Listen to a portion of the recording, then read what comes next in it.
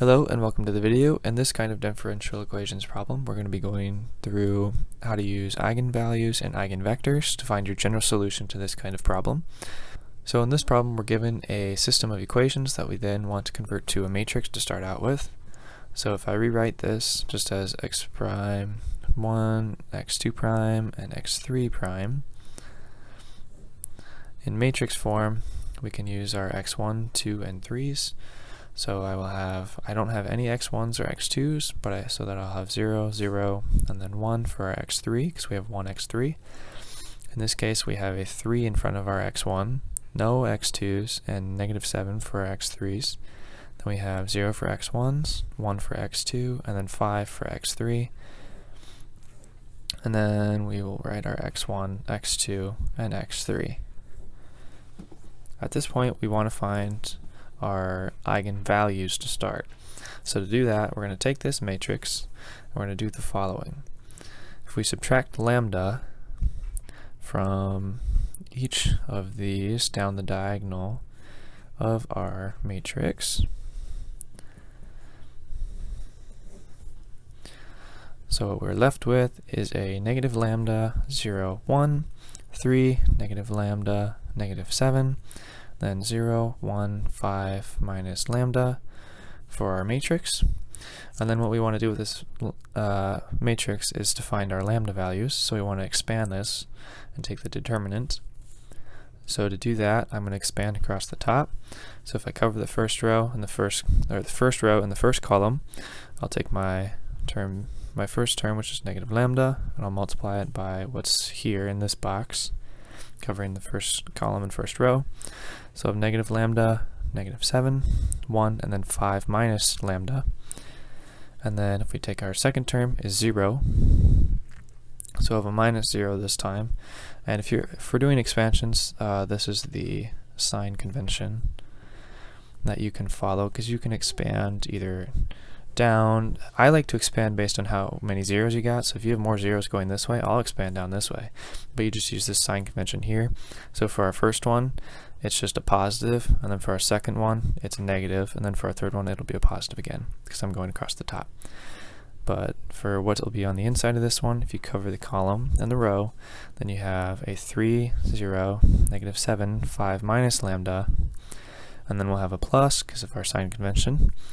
And then I will take this term now by 1, and then I'll have, covering that first row in the first column, I'll take what's left. So we have a 3, negative lambda, 0, and 1.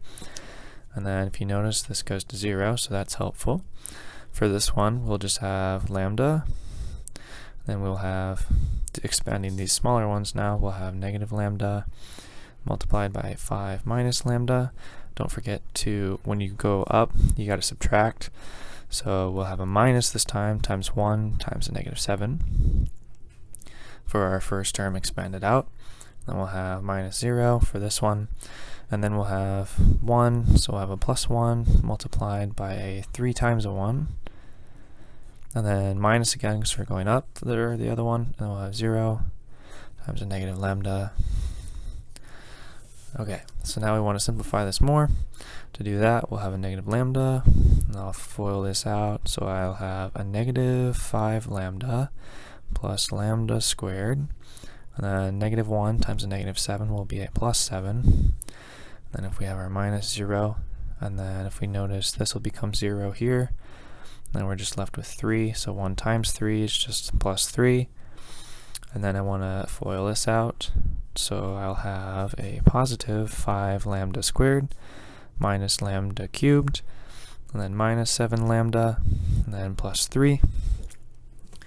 And to save some time here, if you factor this, you'll find that we get lambda, we'll have 1 minus lambda, and then we'll have lambda -1, and we'll find that we also get lambda -3. So those are our 3 roots of our cubic. Once we have these 3 lambda values, what we can do is plug them in to this matrix here where we have our lambdas, and then we'll solve for the eigenvectors this time. So the lambdas are our eigenvalues. So for this one, we have lambda is equal to 1, 1, or 3. Or you could also write this as lambda equals 1 with multiplicity, because it's repeated, of 2, because there's 2 of them, so there's 2 occurrences where we find lambda is equal to 1, and then we'll also have lambda is equal to 3 with multiplicity 1, because there's only 1.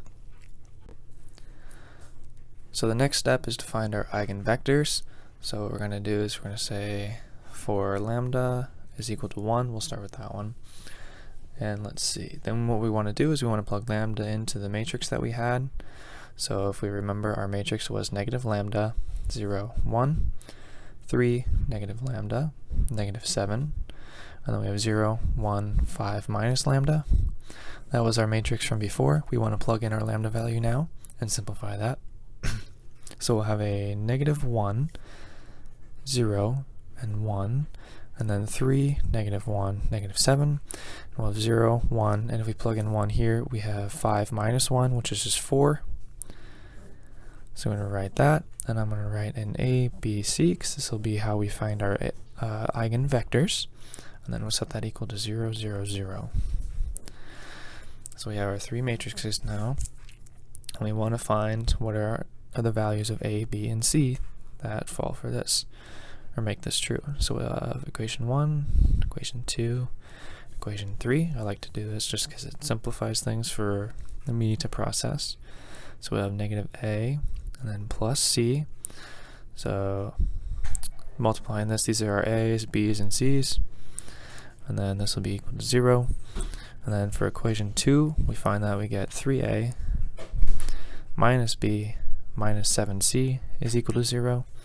And then for equation 3, we'll find that we have no A's, 1B, and then plus 4 C's, and that's equal to 0 as well. And now we want to find our A, B, and C. So if we simplify this one, we find that C is equal to A, and then let's see, we have B is equal to negative 4C. A useful rule in this case is when we have our 3x3 matrix for eigenvectors, 2 of these equations should be multiples of each other, and then 1 will be different. So really we can ignore one of them. In this case it's not particularly obvious, so at this point what I can do is I can pick a value for A and C. So what I'll do is I'll say pick A is equal to 1, and if we plug that in, we'll find that C is also equal to 1. And then if we plug that in over here, because we can find B, we'll find that B is equal to negative 4. And we can check this by plugging these 3 values into this equation here to see if it works. So if we plug in 1 for A, and then minus the negative 4, so we'll have negative 4 for B, and then we'll have 1 for C. We get 3 plus 4 minus 7 equals 0, which is true. So therefore we know that this does an eigenvector that works. So we'll have, I'll call it V1 is equal to 1, negative 4, 1. So we have our A, B, and C. Alright, so we're going to save that for later. And then next we're going to do our lambda 1 again, because we had lambda 1 appear 2 times, so we need to do this process twice. So again, the nice thing is though we can use this same matrix because it's for lambda equals 1 again, so we'll copy that down. So I'll have a negative 1, 0, 1, 3, negative 1, negative 7, and then 0, 1, 4. And we'll do A, B, C again. However, this time, since it was repeated, you need to take this first eigenvector that you found and set this equal to that. So instead of doing the 0, 0, 0, like we did for our first one to find our first eigenvector, we'll take this and plug it in. So we'll have 1, negative 4, and 1 this time. So again, I'm going to write this as equation 1, equation 2, and equation 3. And I will write those out.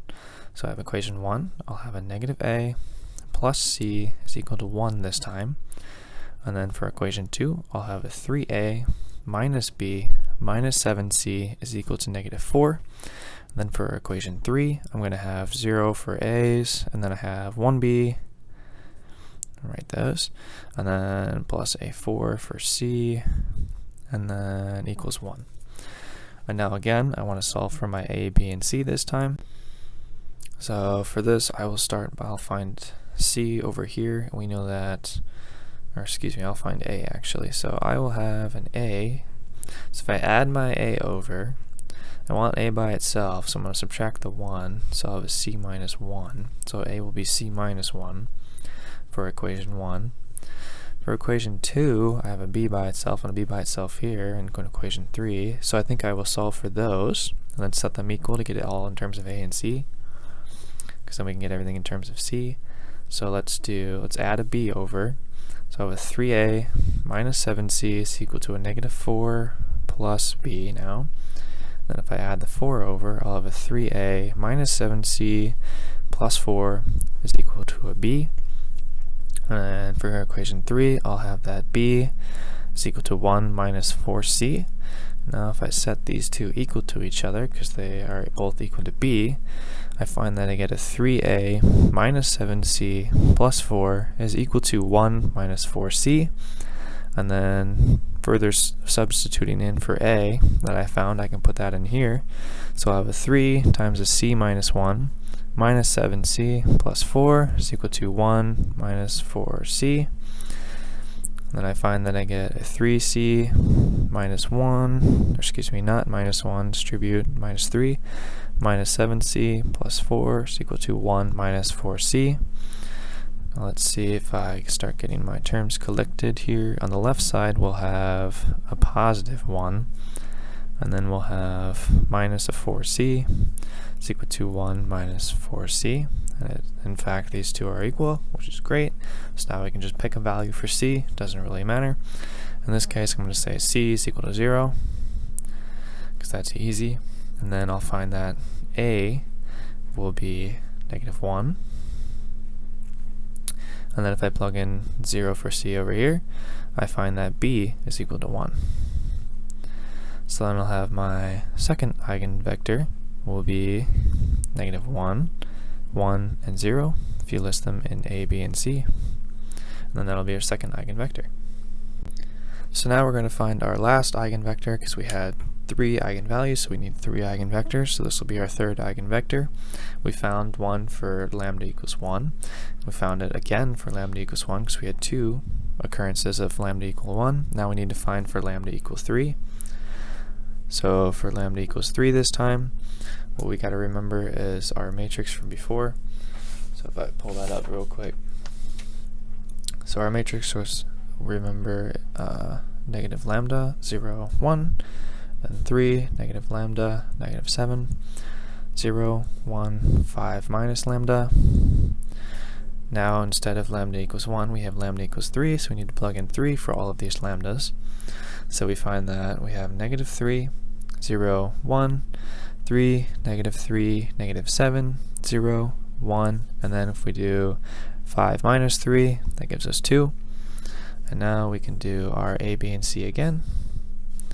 And then after we have our A, B, C, I'm going to set this equal to 0, 0, and 0 again, because this is the first time that we have lambda equal to 3, so we can set it equal to zeros. And now I'm going to write this as equation 1, equation 2, and equation 3 for simplicity. And then I will expand these out. So equation 1 is negative 3a plus a c is equal to 0. Equation 2, we find that we have a 3a minus 3b minus 7c is equal to 0. And then for equation 3, we don't have any a's, but we do have a b, and then plus a 2c is equal to 0. Okay, so now I'm going to solve for c over here. So I'll have c is equal to a 3a, and then I can find b over here. So b is equal to a negative 2c. Then once I have that, I know that c is 3a, so I can plug that in over here. And I find that b is equal to a negative 6a. If I plug in b and c, because that's both in terms of a, and here I can just find a.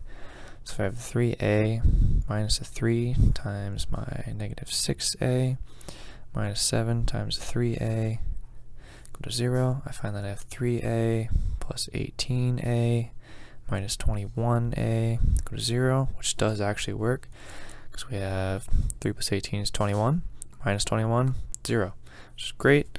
So now I can just pick any arbitrary value for a that I feel like. So I'll say pick a is equal to 1, and if I pick a is equal to 1, I find that c is equal to 3, and I'll find that b is equal to -6.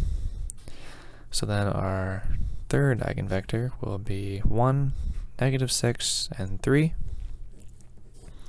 And now we're ready to write our general solution, since we have all three eigenvectors and all three eigenvalues. Our general solution will look like this format, where we have our x1, x2, x3. You could also write this as x. This is just how I prefer to do it, because I will be writing all of this in matrix form. So we'll have some unknown constant 1, and then I'll do e to the 3t, and this is for lambda equals 3, because that was our eigenvalue. And now for the corresponding eigenvector, which we just found, will be 1, -6, and 3.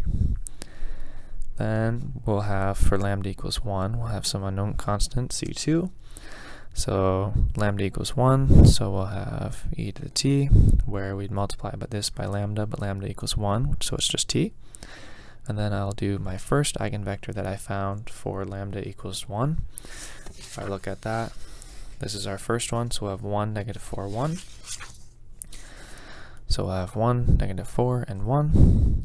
And then since it was repeated this time, we'll have a c3 and e to the t again. However, this time we need to do a t times a 1, -4, 1, our first eigenvector. And then we can add our second eigenvector that we found for lambda equals 1, which is here, -1, 1, and 0. So -1, 1, and 0. And then that is our general solution to this problem. The reason you have to do this is because we can't just have it be the exact same. We can't have them to be just repeats of themselves. So we have to, of course, account for this first one and then move on to add on our second one if we have repeated lambda values. So you would just continue on doing this pattern. So say we had lambda equals 1 again for a third time. Well, then you have to take your first one and have a 1/2 t squared, take your second one, multiplied by a t, and then add your third one. And that pattern would continue on and on for however many lambdas that you have that are repeated.